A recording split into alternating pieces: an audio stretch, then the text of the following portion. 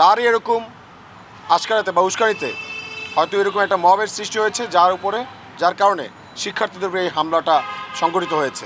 আমাদের পূর্ব ঘোষিত যে 3টা দাবি তার সাথে আরেকটা যুক্ত হলো এই আন্দোলনে, এই গণমানুষের আন্দোলনে যতগুলো হামলা হয়েছে প্রত্যেকটা হামলার সুষ্ঠু তদন্ত সাপেক্ষে প্রত্যেকটা হামলার আমরা বিচার চাই।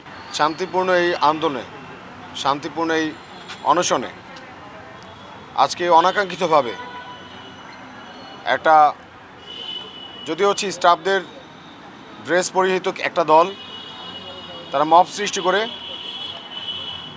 শান্তিপূর্ণভাবে অনশনরত শিক্ষার্থীদের উপরে তারা হামলা চালায়, অতর্কিতভাবে হামলা চালায় এবং প্রত্যেকে মারাত্মকভাবে ওখানে ইনজুর্ড হয়। তারা প্রত্যেকে হচ্ছে মারাত্মকভাবে জখম হয়, রক্তাক্ত হয়। এবং গতকালকে স্বাস্থ্যের ডিজে এসে যে কথাগুলো বলেছেন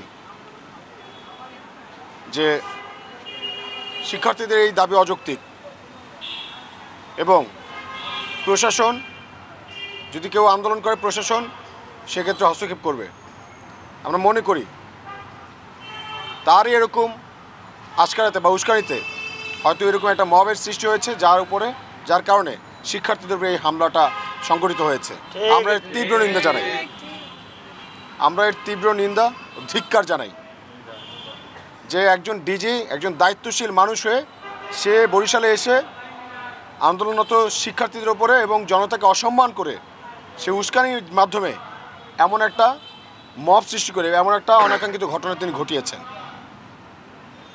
এবং এখানে আমাদের সাথে যারা আহত হয়েছে তাদের একজন এখানে আছে, যারা আহত হয়েছে তাদের মা আছে, পরিবার আছে, তারা আমাদের সাথে যুক্ত হয়েছে।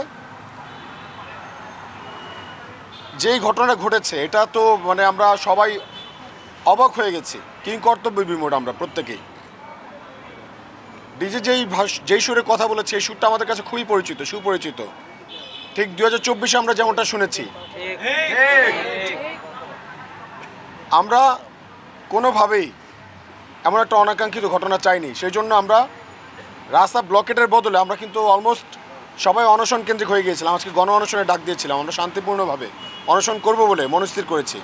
কিন্তু আজকে যে ঘটনা ঘটেছে আমরা এই ঘটনার তীব্র নিন্দায় ধিক্কার জানিয়ে আমরা বলতে চাই আমাদের দাবি এখন 3টা না, আমাদের দাবি এখন 4টা।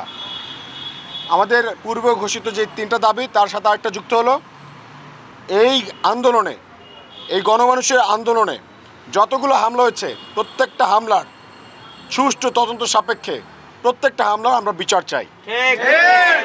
এবং এই 4 দফা দাবি যতক্ষণ পর্যন্ত না বাস্তবায়ন হচ্ছে আমরা ততক্ষণ পর্যন্ত কাউকে ভয় পাবো না। ইনশাল্লাহ আমরা আমাদের আন্দোলন চালিয়ে যাব।